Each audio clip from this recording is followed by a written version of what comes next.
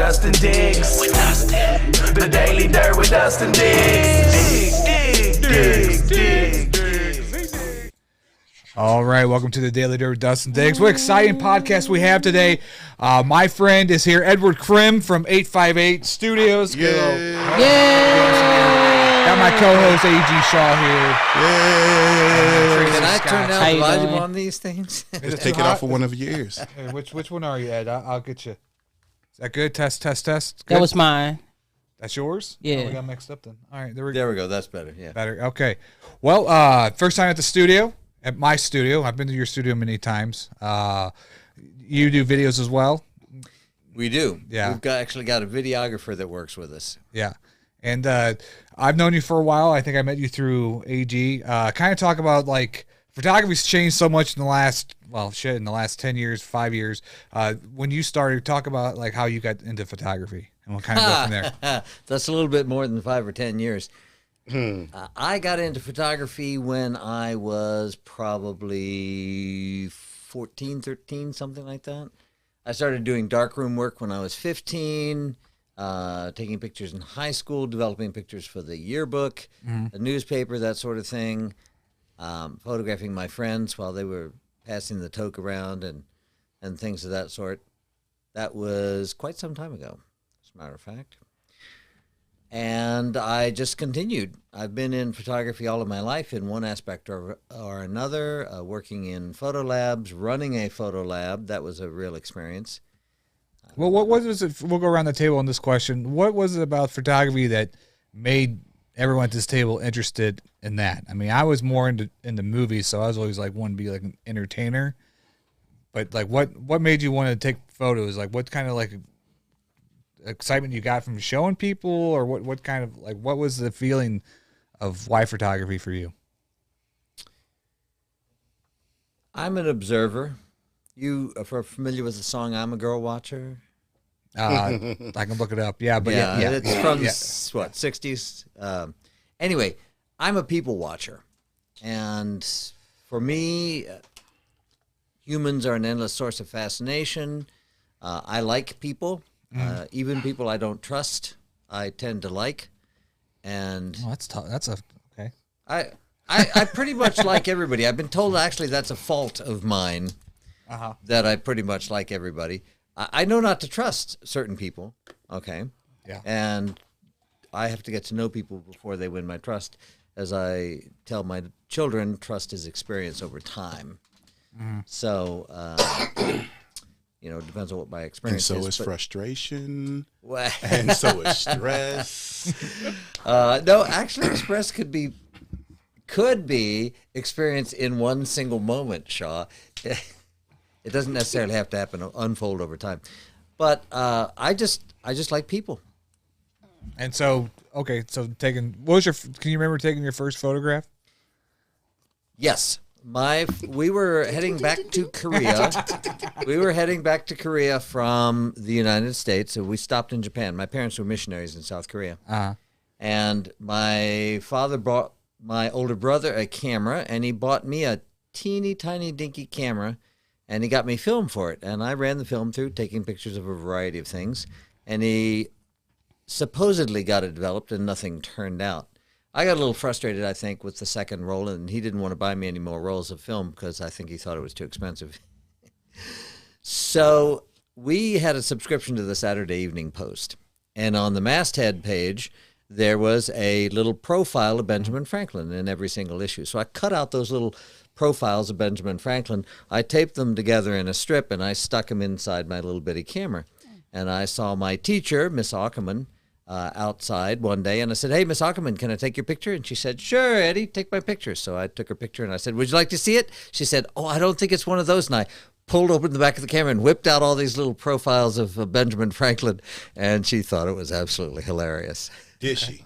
Yes, she did. She had a good sense of, she'd been my teacher. She knew exactly what I was like all that time. Because I don't know if I could take a picture of a woman and say, Ben Franklin. Well, how about you guys? We'll get you guys in the conversation. What made you, Tracy, want to do photography? What was it? Landscape. Landscape? Yes. Okay.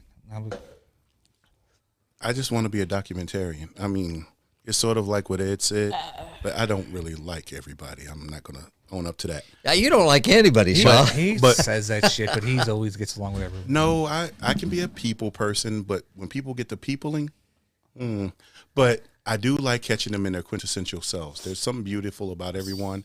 And my grandmother used to have shoe boxes full of photos. That's how I know where I come from.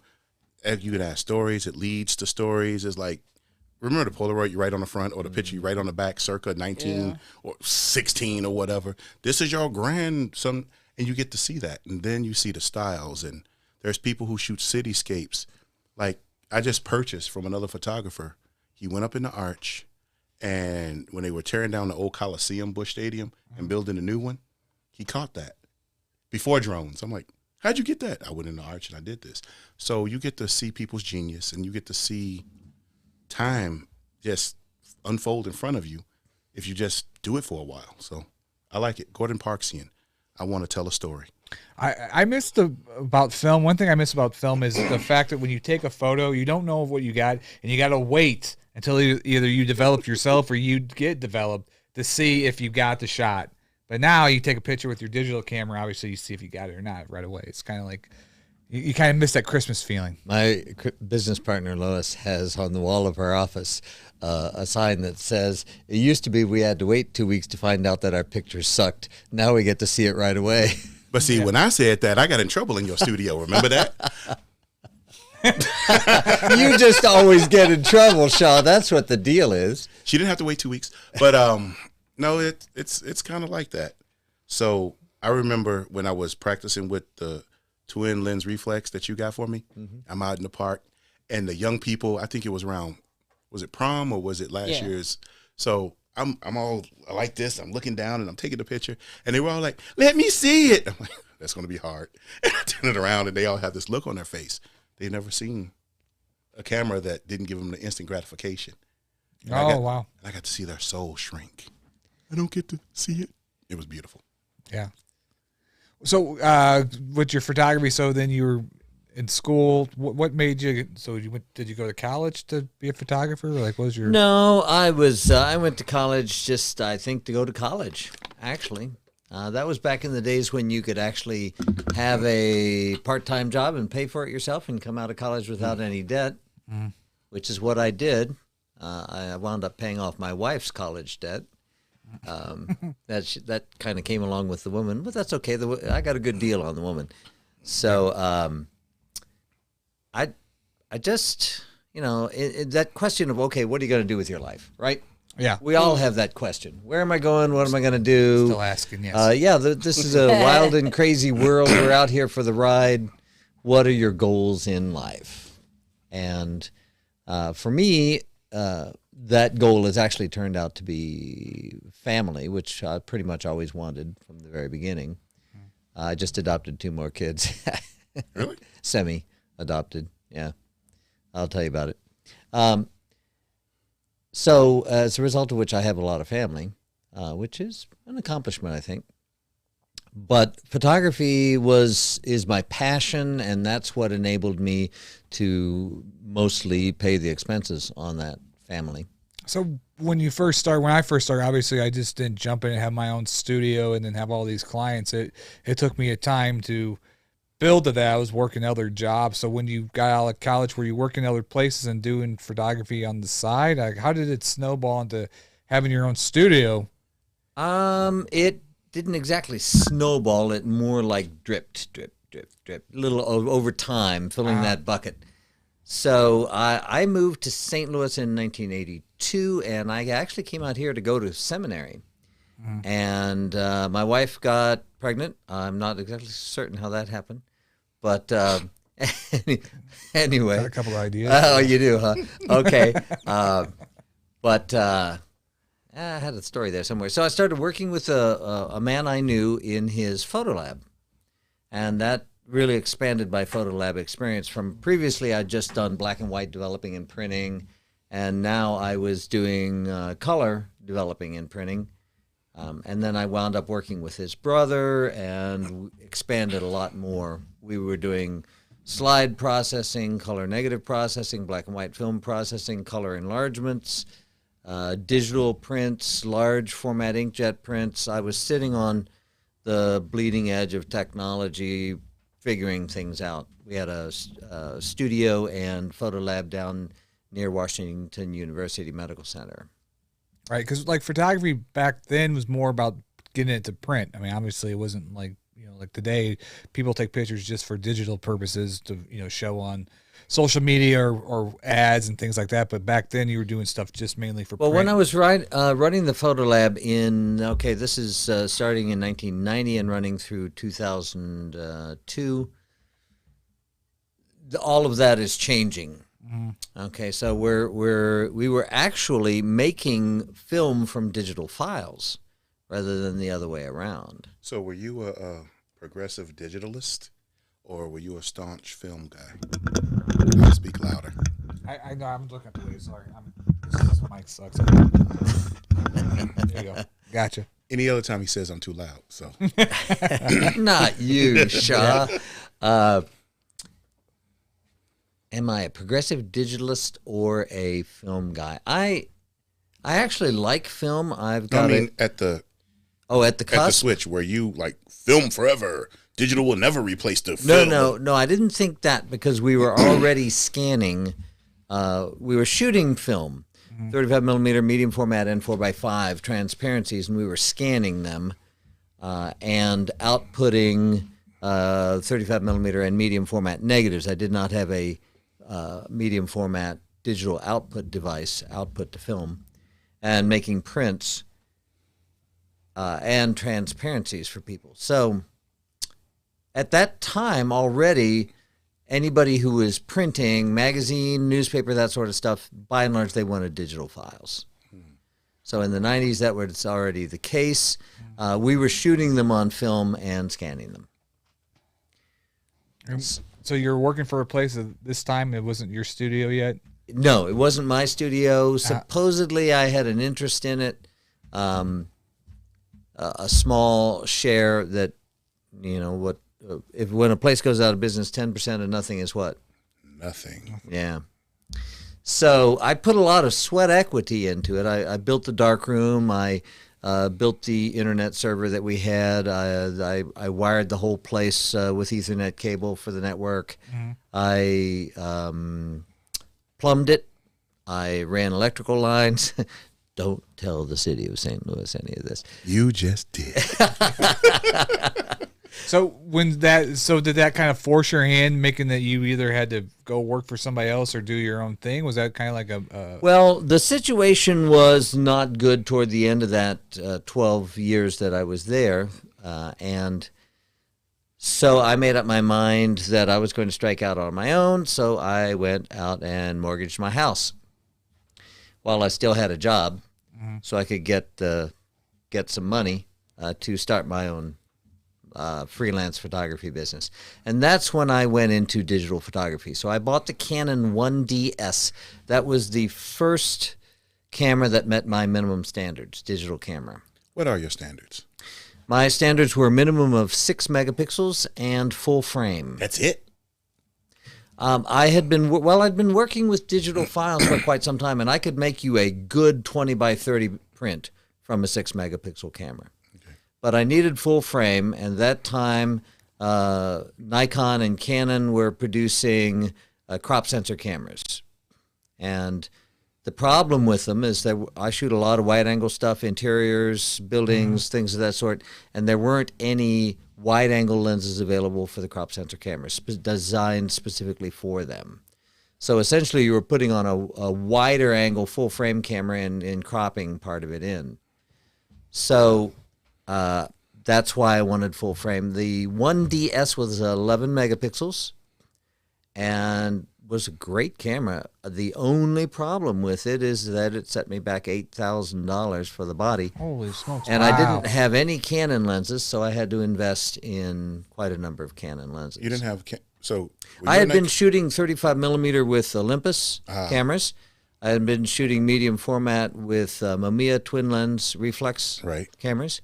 And I'd been shooting 4x5 with a variety of studio cameras.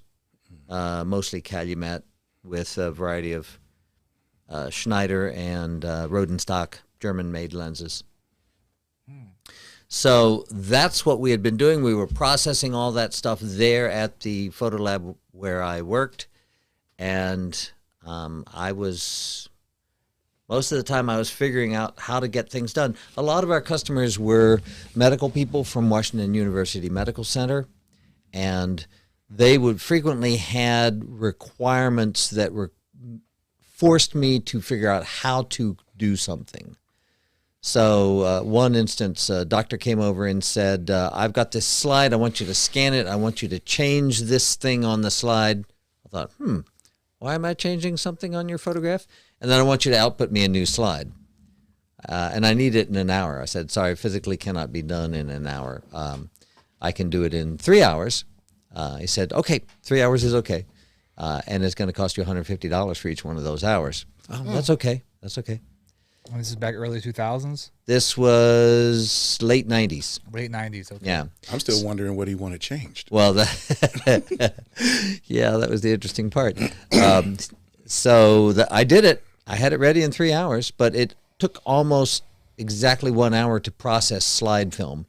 And I was going to have to scan his original slide. I was going to have to go into Photoshop, do some work on it, and then I was going to have to output it to film on the film recorder, and then I was going to have to take that film down to the basement. Film recorder was on the second floor, and run it through the slide processor. What Photoshop were you on back late 90s? I remember starting on Photoshop 5. It wasn't a CS then, was it? there's No, no it CS wasn't. in. I started on 2.5. 2.5? Yeah. Damn, you're old. I mean, I'm sorry. When did you start Photoshop? CS2. CS2, okay. Yeah, punk. Yeah, it went up to 7, and then it started doing the CS. Yes. So, yeah. CS was the first one, then CS2, yeah. Real quick, while we're on Photoshop, you know, they have other free stuff because Photoshop, I think, started off, you know, the way it did.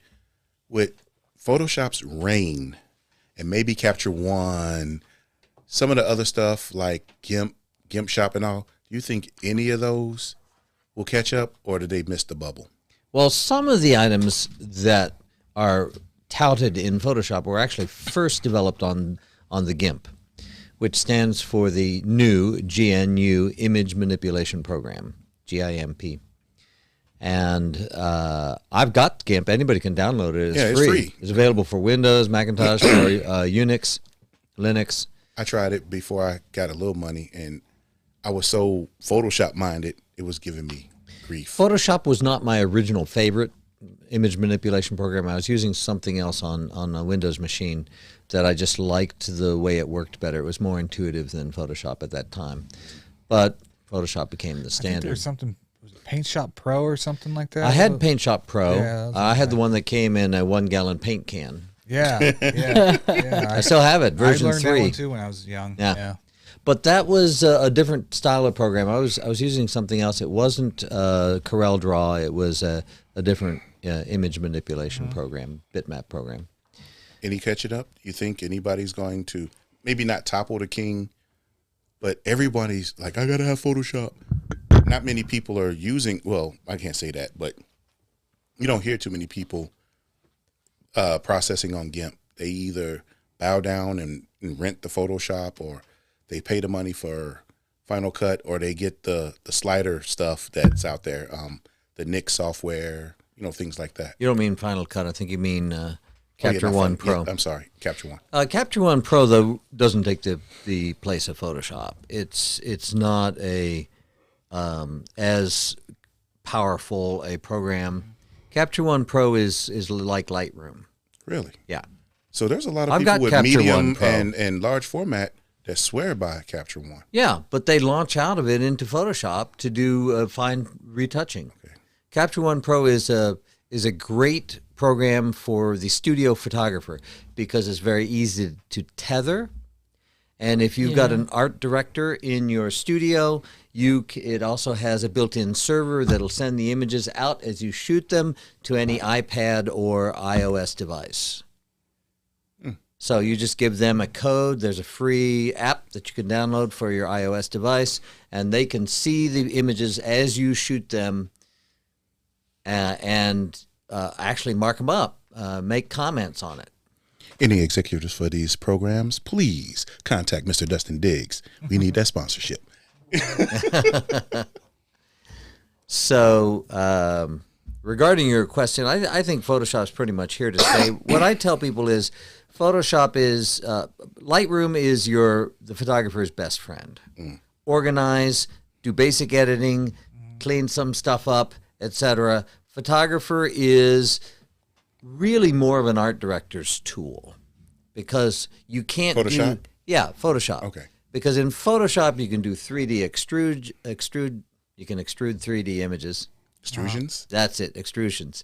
Weren't those the people that lived before the Romans in Italy? Those were the Etruscans. Okay, never mind. Sounds very similar, doesn't it? We're getting off Just target. a little bit. Yeah, a little bit. And you text. You can do CMYK files to send out to 4-color offset printing. So Photoshop is a tremendous tool for the graphic artist and for the art director.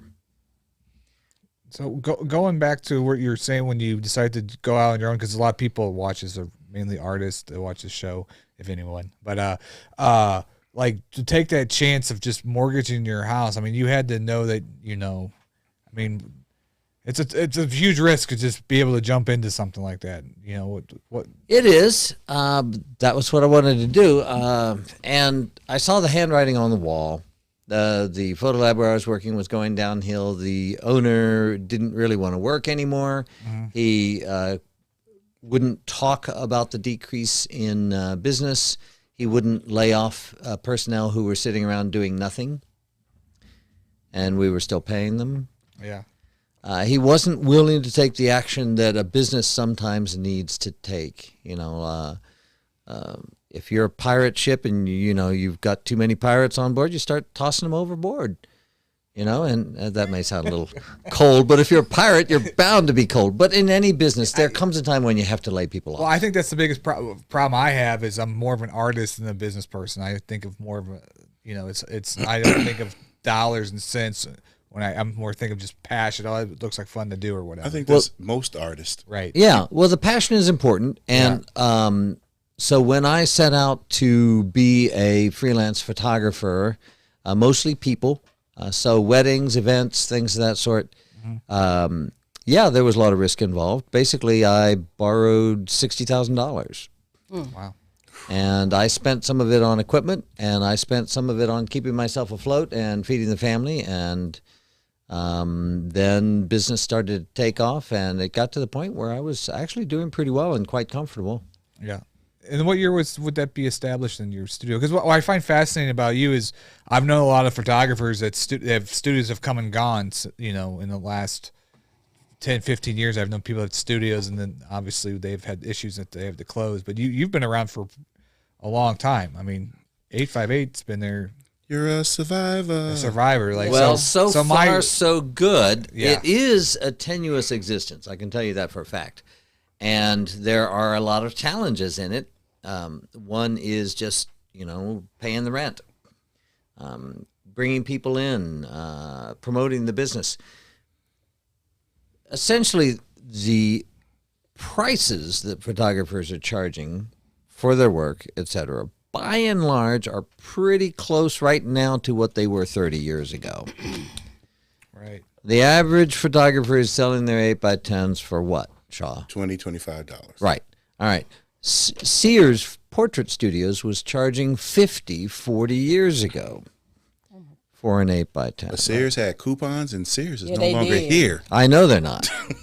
But so the prices haven't gone up. They haven't kept pace with inflation. And people come in and you offer them, let's say, $150 package, 30 minutes of photography, and then a certain number of photos with that, and they think it's too expensive.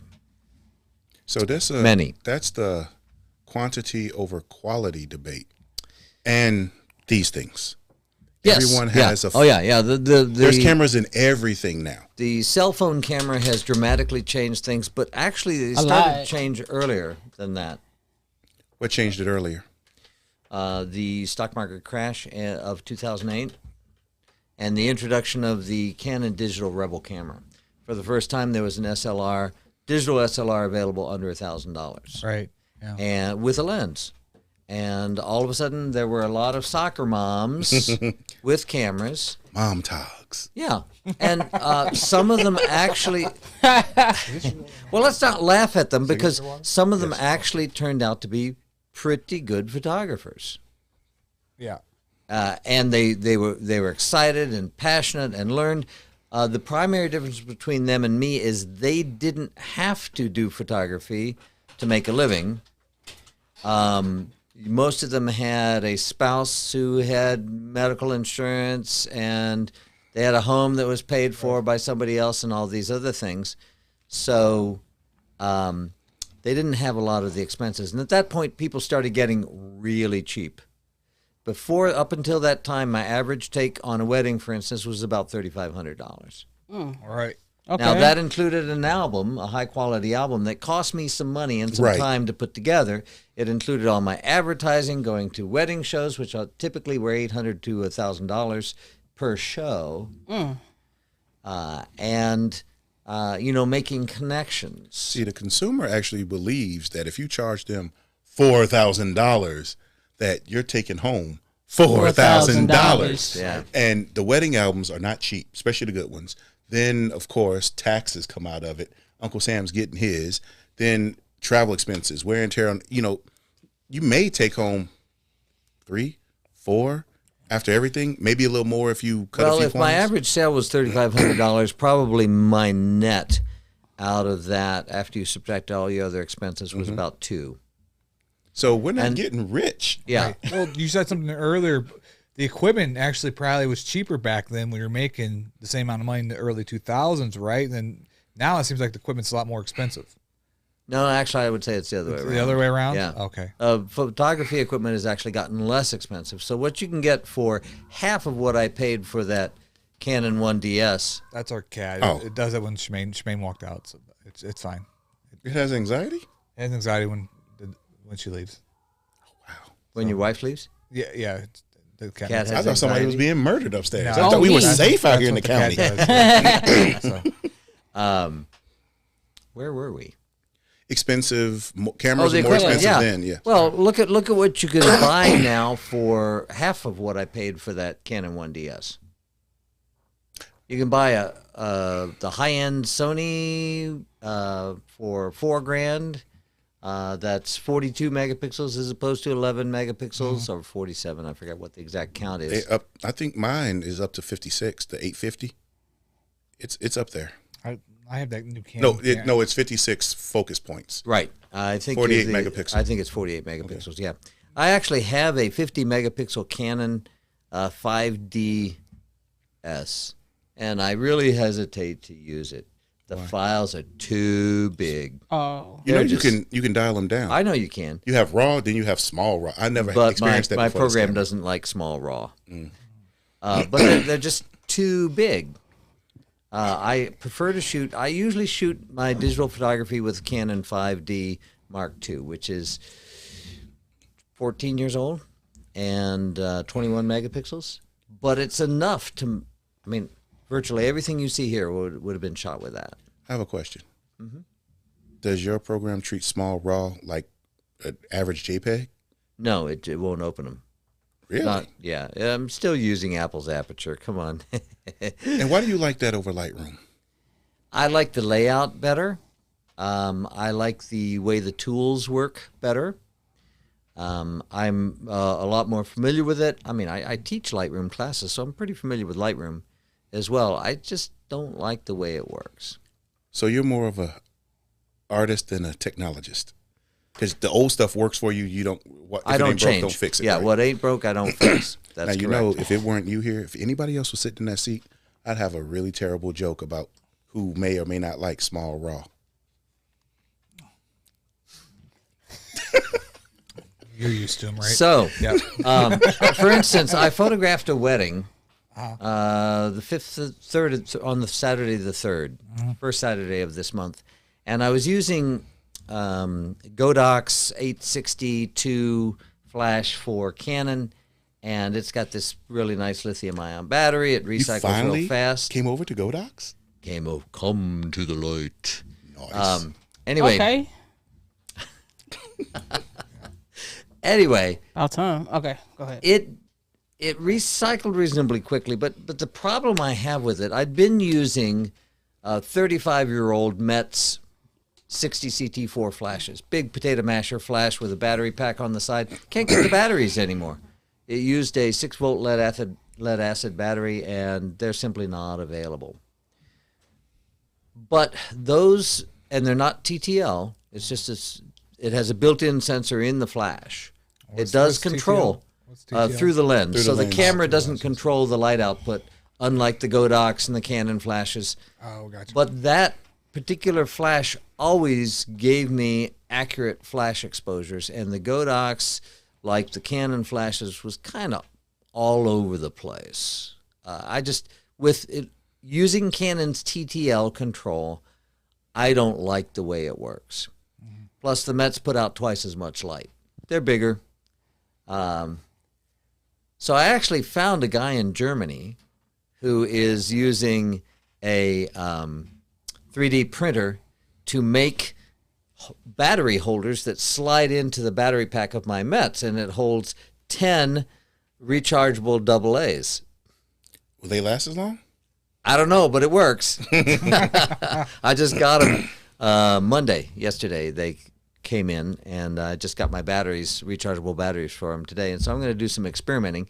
No, they probably won't last as long as that lead-acid 6-volt battery. But I got 3 of these little holders, and you can just slap more AA's into them. All right. And so I'm going to try that because the old flash simply works better than the new ones. You're just an old guy. I am an old guy. Got no problem with that. The old stuff just... Tracy said, Back in my day. landscape. What's your kind of like? If you could only have to shoot one type of photography, what would you choose? Well, if I could get somebody to pay me for it, I would shoot documentary photos. I just really like Homo sapiens in their natural environments and doing interesting things. But you could do that if you. I mean, don't they just people go out and they sell images to magazines? I mean, is that? If you go out and, I mean... Okay, all these models who say they're published in a magazine and all these photographers who are sending the photos out of these models that get published in a magazine... You could make that magazine. Nobody gets a penny for that except maybe the publishers of the magazines, but I don't know who's buying them.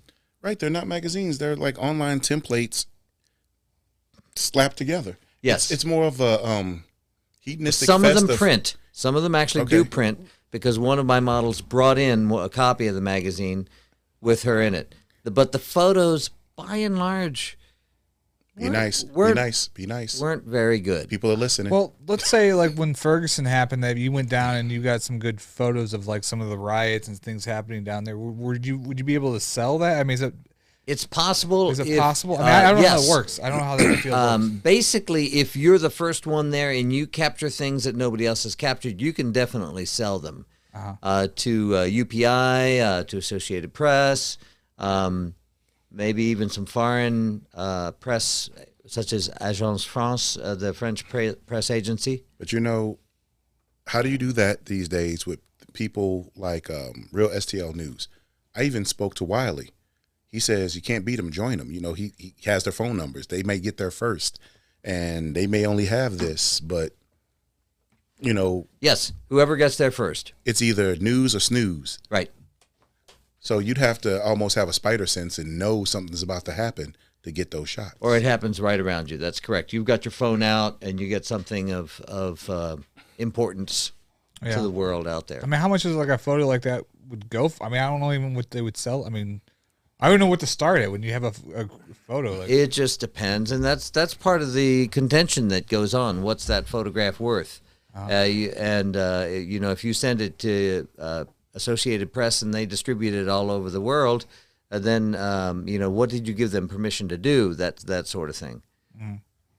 well, what's the like? It's not a regular living. Right. If you take a picture of a model and then she gets and takes it, goes to print and gets printed on all these different. I mean, you own the right to that photo, right? Tell me how the laws work with Well, all she that. can't take it. I think you have to submit it because you own the photo. Oh no, the models submit the photos all the time. Yeah. They do. So there's a certain price But point. usually it's it is usually for the photographer, but the models share the photos. Well, here's the way it works with me, and every Thursday night at our studio, as you know, we have an open model and photographer shoot. We charge the models $25, and we charge the photographers $25. We provide the lights, we provide the backgrounds, we even have a makeup artist there. We've got a lot of opportunity. We even allow wrestlers to come in and, no sucker punches. That was 2 weeks ago. I've been forgiven. Anyway,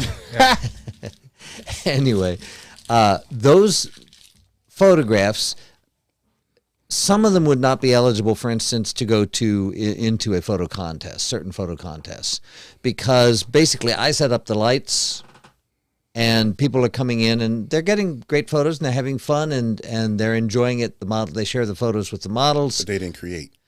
Technically, they didn't really create it. That's correct. So they're using their own camera though. How's that? I mean, I don't. Well, they own the rights to the photos. Uh-huh. But some contests, for instance, are really picky about the circumstances under which the photograph were made. So, for instance, if you set up the photo and then had somebody else press the shutter release, it would not be eligible in certain photo contests. How would they know that, though? Well, they ask. And if it comes out later... Oh, yeah. Yeah. So it's like this. You remember that article where the guy, I guess he was a nature photographer, he left his camera, I guess he went to relieve himself, and a monkey came up Yes. and took his selfie. Yes. And he tried to submit it because it was a really good shot up close to this monkey.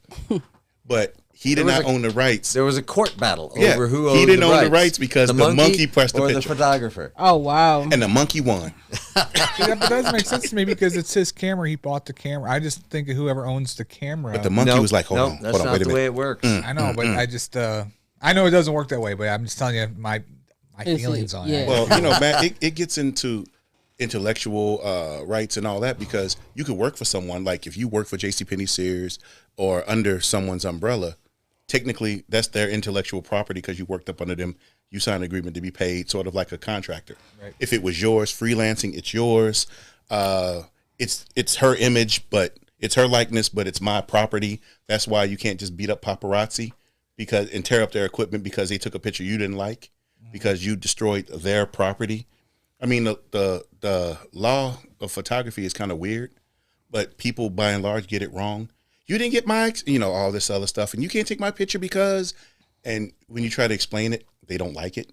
But there's books for it, and there's other things that help you along, because otherwise we couldn't do what we needed to do if everything had to be expressly given permission for. On a public street, you could take pictures of public people, but you selling stuff for a certain thing, you may or may not be able to put the kids and the people in it. Yeah. There's all this stuff. So right, but then you go on social media and you can share people's photos and you could download people's photos. And Facebook and every one of those, if you read the fine print, they own that stuff. Once you submit it to them, they're like, thank you. You signed a user agreement that says your stuff is now theirs. And they turn around a year later and sell you a book. The reason, what they actually state in their statement is that when you submit a photo to our platform, it becomes our property. The reason they do that is if something happens and they lose it, they're not liable. Okay, so if you're storing all your stuff on Google Drive, or you're leasing space from somebody, basically, if the whole system crashes and they lose all your stuff, they're not liable for it because it was their images. And that's why I don't like the cloud. Just other people's hard drives. Yeah, it is. Yeah. So that is kind of an issue, but it's not one that I particularly worry about. I download everything to my own personal computers. Yeah. Have you ever had anybody at this table had issues where you took a picture of somebody and then they went off and sold it to somebody else, or had some kind of issues like that? Like, I've had people take my photos. Well, you've taken photos and somebody put them on a billboard. Yeah. I won't say the name. I was about to say and that. Didn't even give you credit. Big old billboard of my shots. I've had people render and drawings and do tattoos and stuff and actually be like, yo, this, and I'm like, isn't that, Yeah, but- it is a copyright violation, but there's a cost to enforcement. Yes. So the cease and desist is going to cost. And then there's a way to copyright everything. You can copyright stuff in bulk, but it's such a, I love what I do. Yeah, technically, when you create it, it's copyrighted. But if you register it with the Right. Copyright Office, it dramatically increases the damages that you can collect if somebody uses it. You have to do it per photo. No, I No. think you can bulk them. You can bulk. You can register a number at one time for that $35 price. Otherwise, it's $35 per image. Wow. So So there is a cost to registering it. yeah. And Mr. Crimm, this is why we want to get paid the big bucks. We actually study. Some people pick up a camera and say, I got this. Other people study the law, study other artists, painters, and sculptures, and look at light a certain way, go backwards. This gentleman used to, probably still does, alphabetize old-ass cameras through time, A through Z, and we study this stuff, and I'm nowhere near the guru level, but it's kind of nice to say I don't just push a button. Yeah. I actually know a little something, a little history about it, a little technique about it. He's worked with me, a little bit of the chemistry, but it's fascinating and it's empowering. But most people just think that you just pick it up, point something, and push a button. It's way more than that. Like you don't pay the guy who at the pharmacy hand you a Band-Aid the same as you would pay a doctor, because the doctor studies.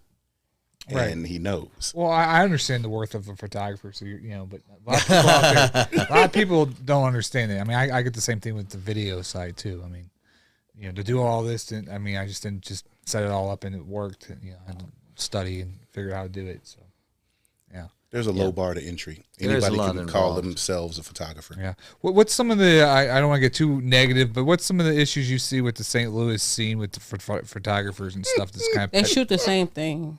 Oh, okay, Tracy. Yeah, go ahead. She speaks. Good. They shoot the same She's thing. got a voice. I got it. Yeah, they shoot the same thing. When I mean by the same thing, these females, don't think they want to see is they butt or they chest out. Cause I got a couple of boudoir. No, what bedroom photos? I think they said like There that it because is. I don't know how to say it. You actually said it pronounce pretty well. I've been working on my stuff. Okay. But it's a lot of people came up to me. Do you do those? I was like, no. They be like, why not? I'm like, cause I don't want to see none of that. Even though we females, I don't want to see that.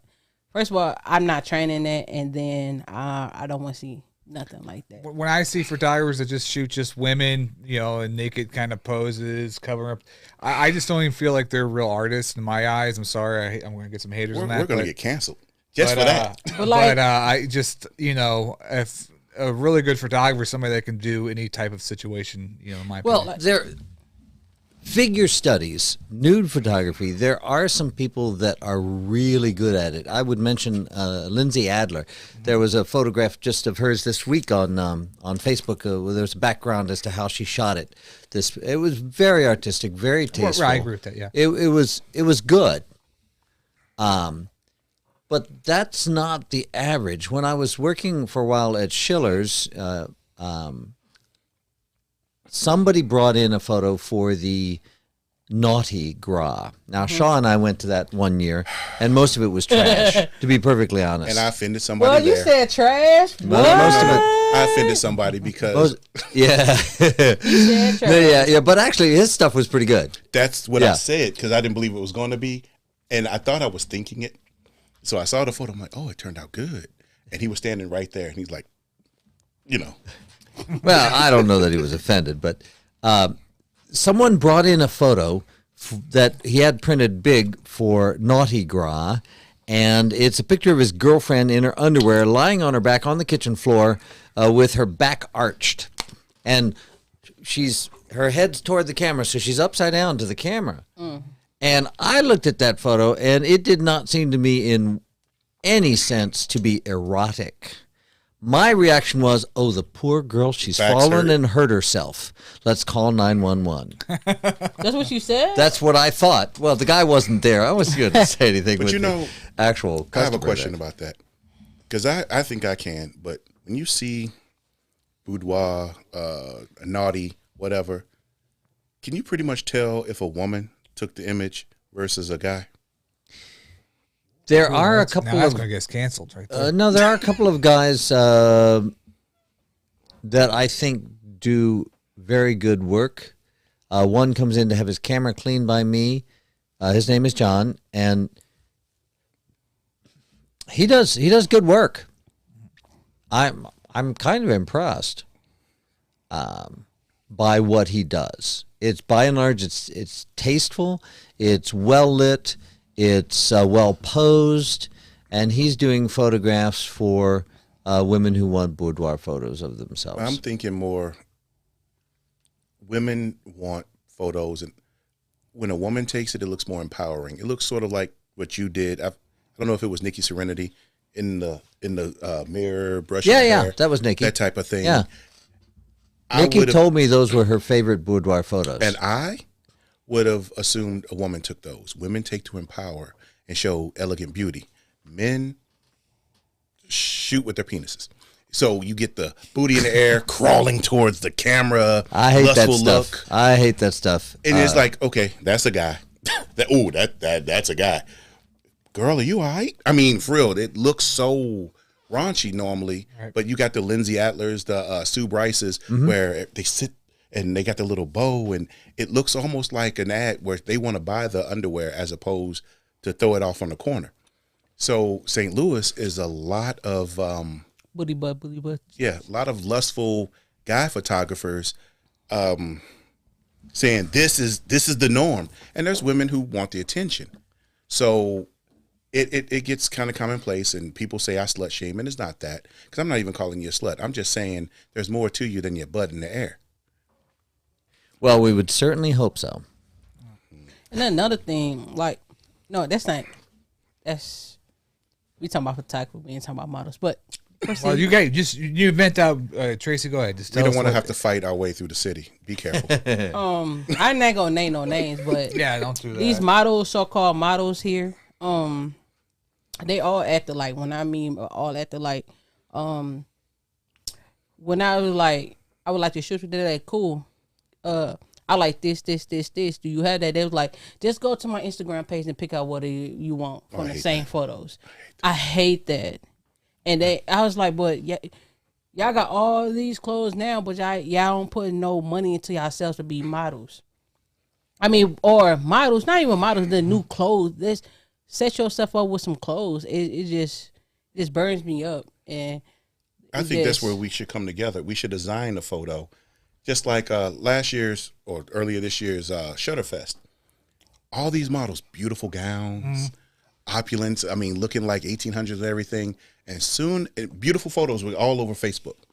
Soon as Shutterfest is over, it's back to booty butt cheeks. Well, I think they get stuck in, once they start putting their photos out there, they get the likes, and then people start liking the ones with their asses showing, and so then they kind of get addicted to, like, oh, I need to get more likes and more whatever, and so they're kind of favoring those types of photos. I guess I think it's money. my Because thing is, they'll but come to y'all you. buy clothes for that, but y'all don't want to buy clothes for when photographer. OnlyFans. Like, I just don't understand that. You know, I really don't. And I mean, that's all thing I gotta say about that. Well, at least you spoke. But I think the OnlyFans thing, you can get money from all the lustful dudes. And if you get a photographer who's lustful, they do it for virtually nothing. Right. Then you get the photos, and then that pulls them in. And Lord knows what's behind that $8.99 or whatever you have to pay. But it still undermines those who study it, those who want to put real art out there, because everybody wants it to be skin. right. I'm kind of on a one-man mission to encourage people to do better work. I try to, when we have, for instance, in the photography club that I run, we have a once-a-month photo critique. We have a Sunday evening Zoom meeting where we have a photo challenge where we'll do a critique on Zoom meeting that evening at 7. And the goal is to get people to think more about what they're doing with their photography. Now, there are a couple of photographers who that I know that I really like the work that they're doing. Emily Moore is one of them. There's actually a picture of her. Go down a little bit, black and white there at the bottom. Yeah, that's Emily. She came posed for me at my studio, and she is an excellent. Sorry, not that one. Down the bottom row. Oh, don't want that one. That's Emily Moore, and she is an excellent photographer in her own right. A lot of self-portraits, some of which are nudes, but I have to say, she really raises the bar on quality of her work. And Lindsay Adler is one of her inspirations, I think, to do that. But she's just very meticulous and well thought out in what she does. And I'm certainly not afraid of learning from other photographers. I like to see what other photographers are doing. But I have to say that most of what I see, I don't think too much of. Well, I think there's a big ego thing with photographers and a lot of people in just art in general is like, they act like they want to learn from other people, but then they act like they know it all. Like have had people come up to me, hey, I want to learn what you're doing. And I'm like, okay, come on over and I'd start teaching, but then they act like they know it all. Do you get that with your studio, that these kind of egos and there are some like that. Yeah. There are some humble learners who really want to learn. There's some people who want to show me every photo they've ever taken, and Is that a bad thing? Yeah. It takes up a lot of time. It takes up a lot of time, and by and large, they're not good. Okay. Now, what do you when you're looking at photo? What do you judge? Because I can turn that off. People, I just kind of can look at stuff and not judge it. But do you find yourself always critiquing stuff that you're looking at? Well, there are certain criteria. I think certain objective criteria that we could look at. The Professional Photographers of America, PPA, suggests that impact is the number one thing a photograph ought to have. So I'll look at a photograph, and if it strikes me in some way, positive sort of way, ideally, that's a good thing. But a lot of times I look at a photograph and I have to say to the photographer, okay, what's the subject here? What am I looking at? Which means there's an issue. If it doesn't speak to you, I'll give you an example. People go on vacation. They go to incredibly spectacular places all around the world. They stand there, they look at this amazing place like the Grand Canyon, or they're in Rome, or they're Paris by the Eiffel Tower, and they are so overcome they take a picture. And then they bring that picture back. Well, it's just, when you bring it back, it's just a picture of the Eiffel Tower or the Grand Canyon or the steps in Rome or whatever. I've never been to Rome, so I don't know what to call them. And if these people, and we all do this, so it's me as well. We take these pictures, and when we look at our pictures later, it brings back to us that memory of the feelings that we had when we were there. But it's not a great picture unless it gives Tracy that same feeling, unless Tracy looks at it and says, oh, wow. Or you look at it and you go, hey, I like that. Or Shaw says, oh, man. then it's not a great photo. See, he said something that I try to say all the time. Great photos aren't just memories. They're encapsulated emotions. Yes. And you want to share it. And I also say I want to take attention-arresting photos. You know how many people, Ed, too, okay, good, no, not. But to make someone like Ed or Wiley or any other people who've been doing it for years stop. And say, hey, I like that. It's like scrolling down your timeline, whatever. What does it take to stop you? What's the psychology that makes a person say, hold on, let me give this more than 0.23 seconds? Right. Let's talk Dutch angle for a second here. Okay. So in I hate that. in 2009, okay, I spent part of every single day of the year in Forest Park, and I have it's still up, a website, forestpark365.com, and A lot of the pictures that I took, I experimented with Dutch angle on them. And someone who ran a cycling business, cycle tours there in Forest Park,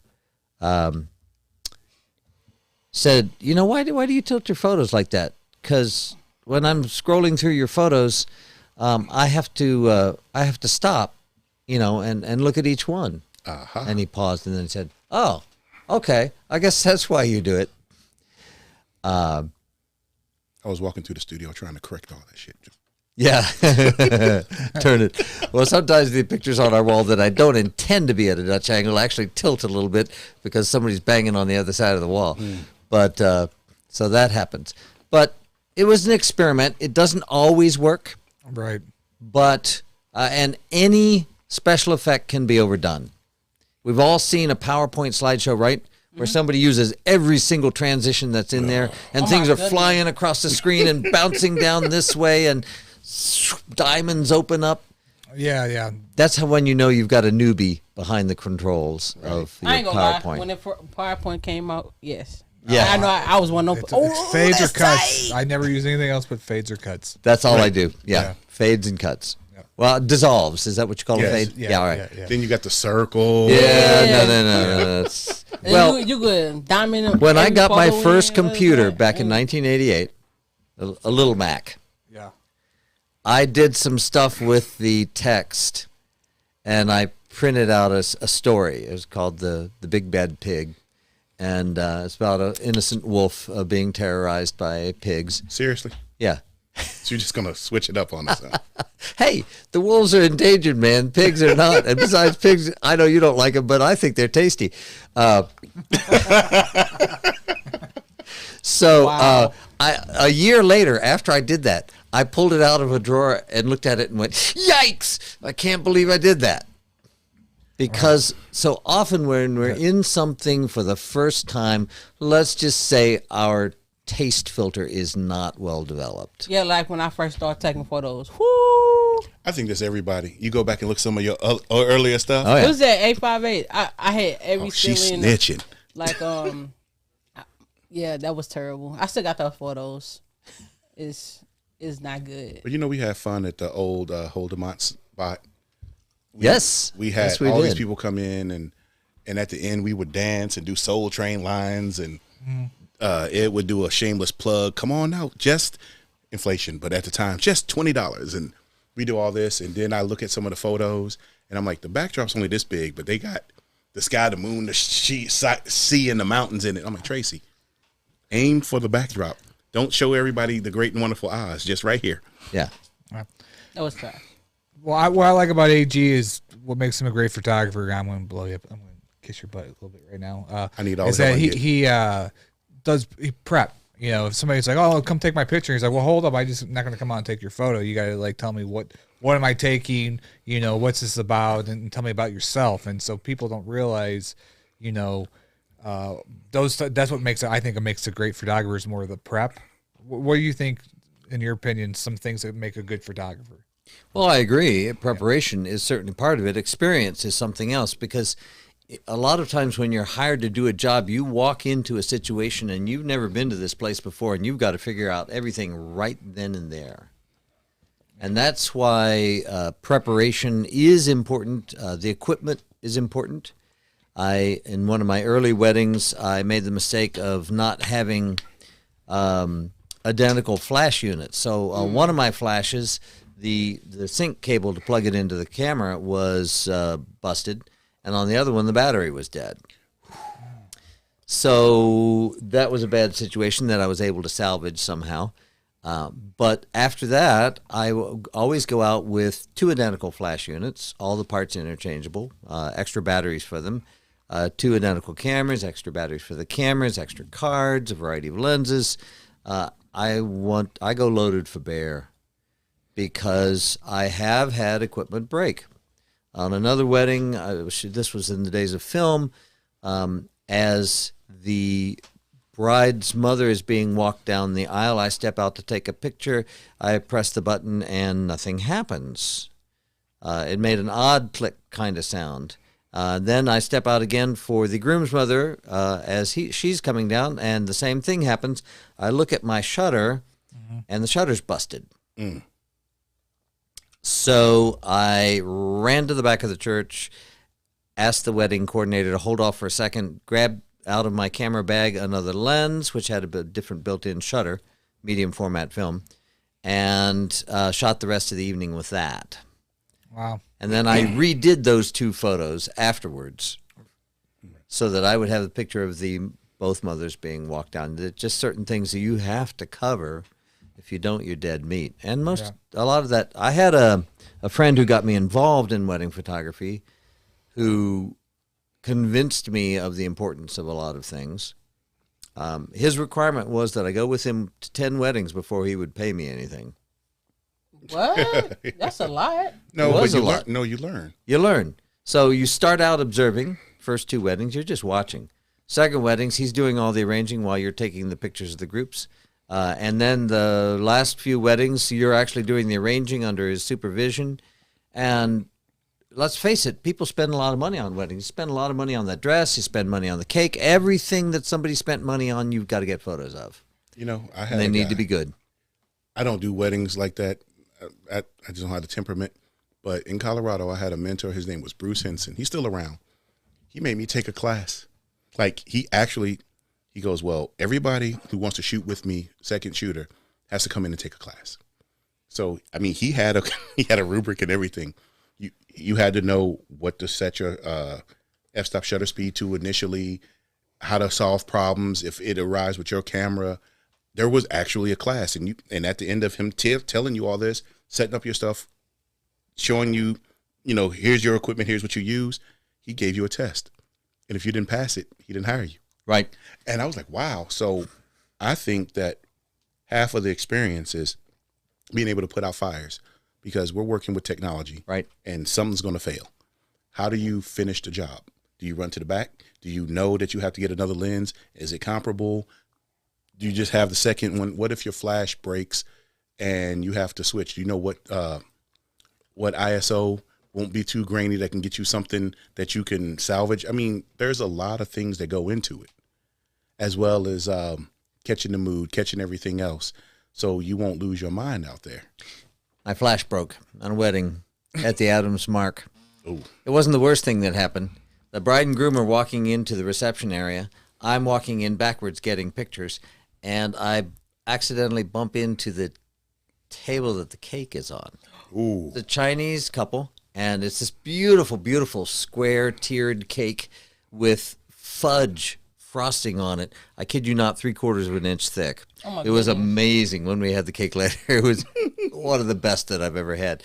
But that table is on wheels, and it starts rolling off across the floor. And there's a collective gasp from everybody in the room as the cake starts rolling across the floor. And I was thinking to myself, okay, floor, open up and swallow me right now. But instead I grabbed the table, stopped it. Everything was cool. We're getting ready to we're taking the pictures of the cake cutting. And instead of my flash going, it goes poof. And I look, and there's smoke curling off the flash tube. Oh, wow. It cost me $200 to get it fixed. But I had my spare. And so I just hold it right here. I'll be right back. Right over there, halfway across the room, is my bag with my spare in it. Get it out, put it together, and keep shooting. And so that's the kind of thing that event photography is. You just have to be prepared to keep rolling. So what's the best personality trait for a working photographer? Well, if you're working with people, you have to like people. Not necessarily. Not really. Oh, yeah, you do. You have to at least be able to act like you like them. I can do that. You can do No, that. I mean, do you have to be a fast talker? Do you have to be a fast thinker?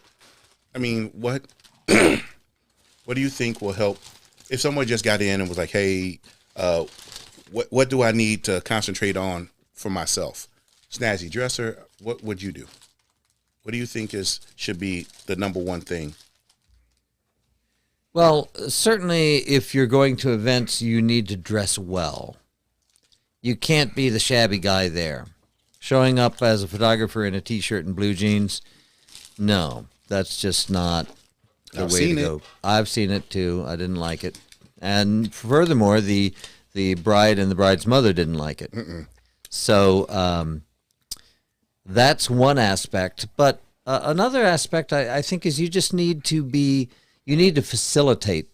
What I would tell brides, and if I could get them to come talk to me, I would book 75% of those people who came to talk to me. And what I would tell them is, okay, listen, what you really want is a good experience on your wedding day and great photos afterwards, right? Right, they'd agree on that. Okay, so there are a couple of things that you want to look at. You want to look at the photos, the style of pictures that this photographer does. Do you like his or her style? Okay, meet the photographer. Do you like the photographer? Because if you don't like the photographer's style and you don't like the photographer, you're not going to be happy on that particular day. So I've had situations where basically, I won't say that I saved the day, but I helped out at the day. I had one wedding where the wedding reception was in a pasta house company, and they're all jammed into this little room, and the servers can't get in to serve the people. So I'm right there in the middle of it. So I took the plates from the servers, and I passed them on to the people. Mm-hmm. And the bride was so overcome, she asked me to sit down and eat with them on the opposite side of the table, right there at the head table with the bride and groom. I had a situation where the bride's mother was fretting so at right before the ceremony because certain people hadn't showed up, et cetera, et cetera. She's getting all nervous, and I told her, listen, everything's going to be great. They're going to be married, okay? You're going to be happy. They're going to give you grandchildren. Everything's going to be great. By the time we get to the wedding reception, you're going to be happy. And at the wedding reception, she said, you were so right. You really helped me relax. So being prepared to deal with the people, it's not just the photographs. I stopped some the groom and the groomsman at a wedding way down in Jefferson County. I stopped them from cutting the buttonholes on their rented suits open because they thought that the boutonnieres had to go through the sewn up the decorative buttonholes. Oh, wow. I said, no, don't do that. They had their pocket knives out and were ready to cut them open. Wow. I said, here, let me do that for you. So I've put boutonnieres on people. I've done that. All sorts of stuff. The only time I didn't feel comfortable was when the bride's mother asked me to put her pin her corsage on. Don't they go on the wrist? Sometimes they do. A wrist corsage has an elastic band around it. Sometimes they'll pin them on. Well, where do you have to pin them? Right. You have to pin it through the bra strap or it won't hold. A show won't. So you have to put your hand into the woman's dress and lift up the bra strap and avoid putting the pin through your finger. And I was so embarrassed. I was blushing, and the bride's mother said, no, it's okay. Go ahead and do it. I want you to do it. I want you to put it on there. And I'm going, oh, man. All that's right. when your second shooter said, you will pay me more. Click. Before the podcast, you said you wanted to talk about a couple of goals. Now, I do want to touch base with the 858. We did talk about the Thursday nights, which anybody can come to. Kind of explain that for the audience here. Which Thursday night open model and photographer shoot. We usually have a theme.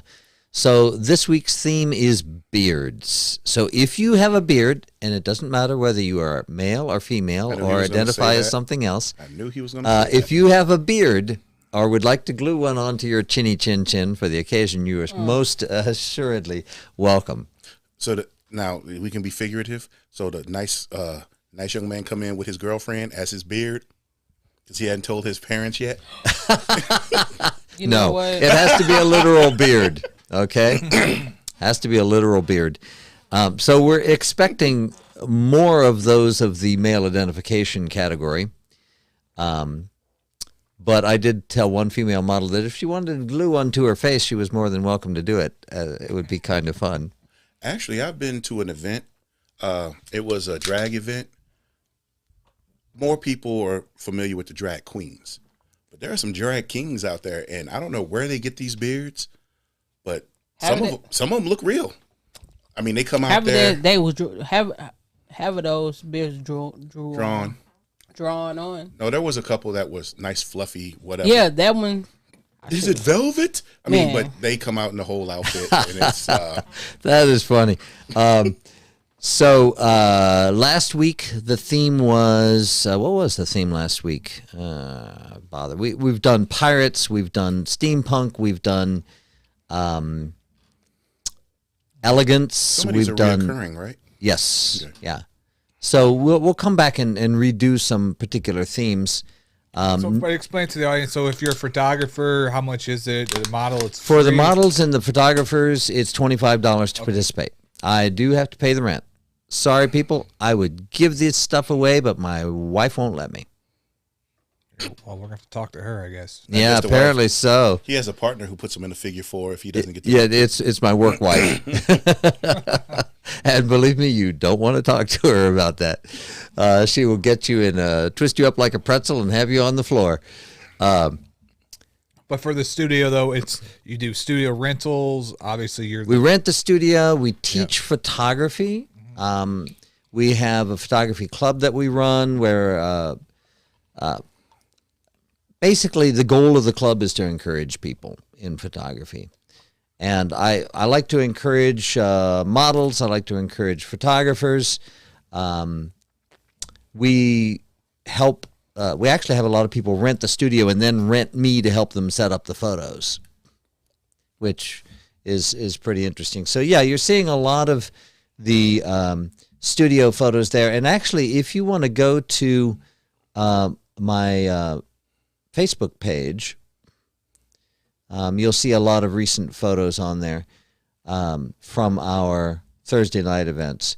But we are possibly the last rental studio in town. Not the last. There's one down, a small one down on Sappington. And there may be a couple others that I'm just not familiar with. But yeah, there we have. Let's see. Hollywood was this past week, and yeah, The Princess Bride? we did. Let's see. We had a masquerade ball. There you have some steampunk. We have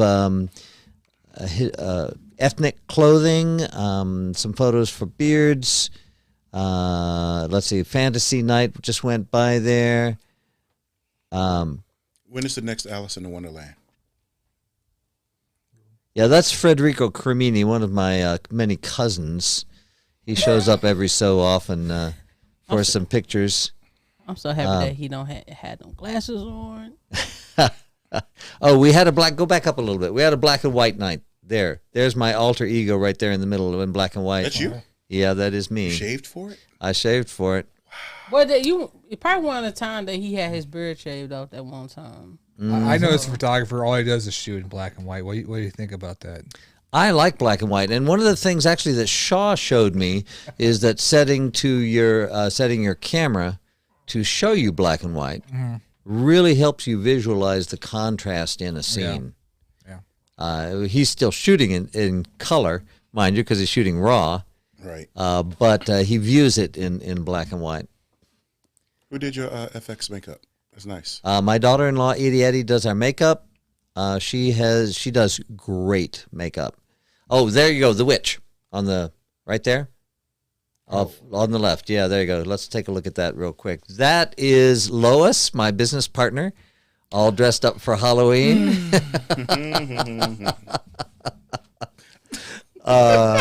Yes. That's her dressed up, though. That's not how she comes to work every day. No, it's not how she comes to work every day. Okay. And be careful.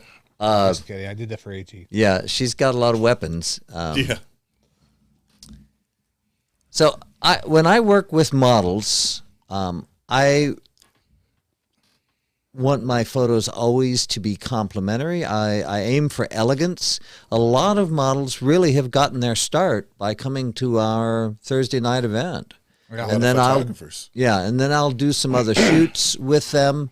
And so we have really promoted a lot of models. I can see a couple in there. that I could, well, all of them I could name by name, but I don't think I really need to bother doing that. So we offer our models respect and a lot of great photos. And we offer photographers the opportunity to learn if they're willing to take it. Mm-hmm. I learned a lot just the 2 times I've been there. So, I mean. Well, good. Yeah. So. That is the goal. Yeah. What's some future goals for you? Like with the office right now is down the street here off St. Charles Rock Road, your studio. Are you looking to expand or, Well, we're rumors, looking. That's all I'm asking. That's Yeah, we're looking to be doing a lot more work than we're currently doing. Our ultimate goal is to have a neighborhood arts center. We've had a number of youth programs going on at the studio the last 2 summers. Lois, my business partner, is very active in the St. Louis County NAACP.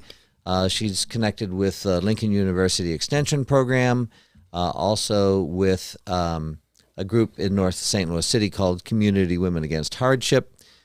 And so we have programs both with young people and with seniors, not high school seniors, where we teach photography and basically encourage people to document their lives, to tell their stories. There are a lot of really interesting stories in the world that haven't particularly been told. I don't tell other people's stories unless they ask me to, out of concern for their privacy, but there are a lot of stories that I think really ought to be told.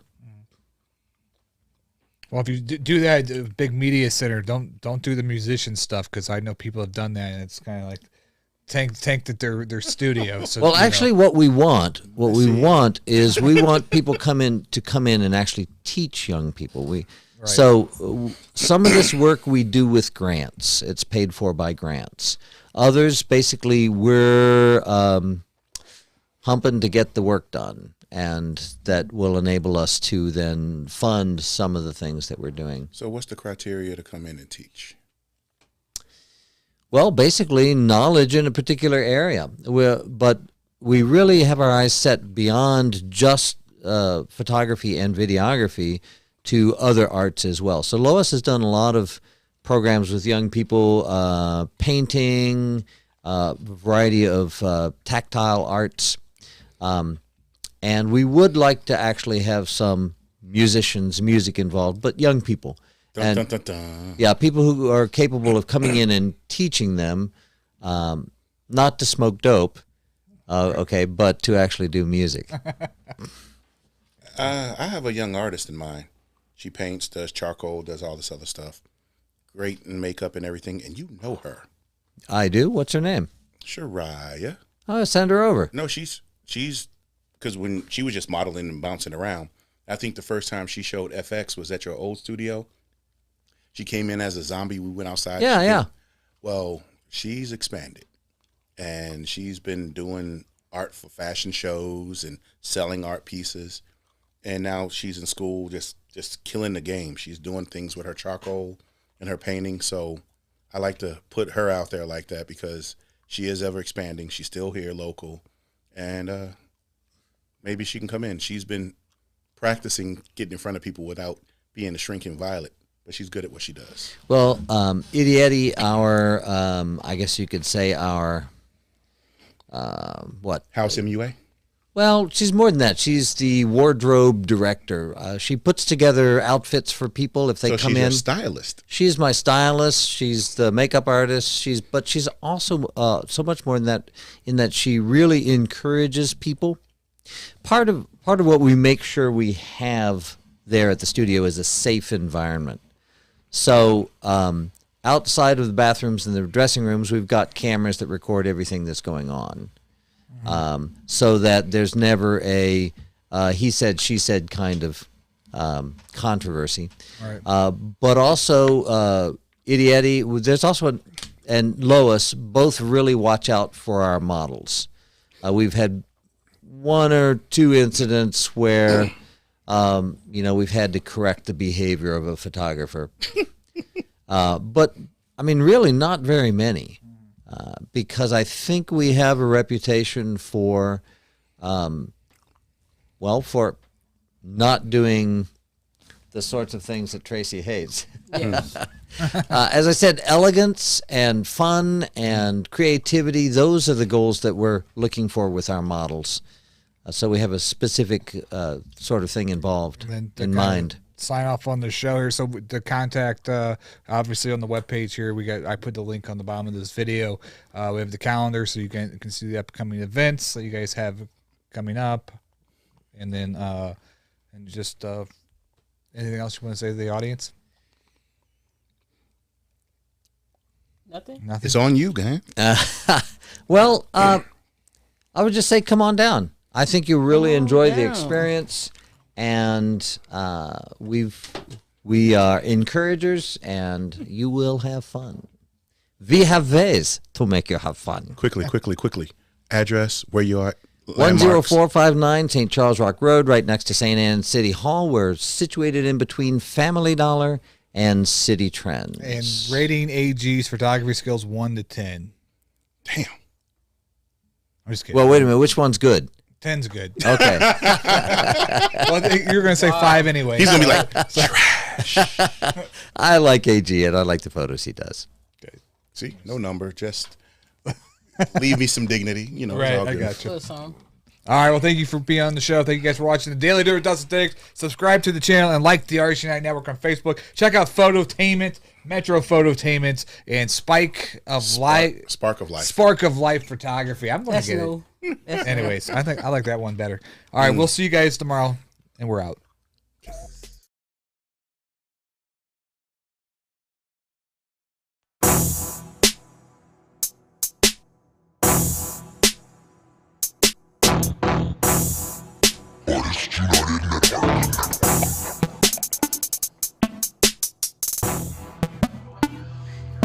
I'm about to dig.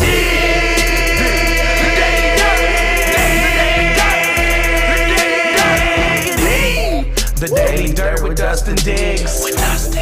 The Daily Dirt with Dustin Diggs.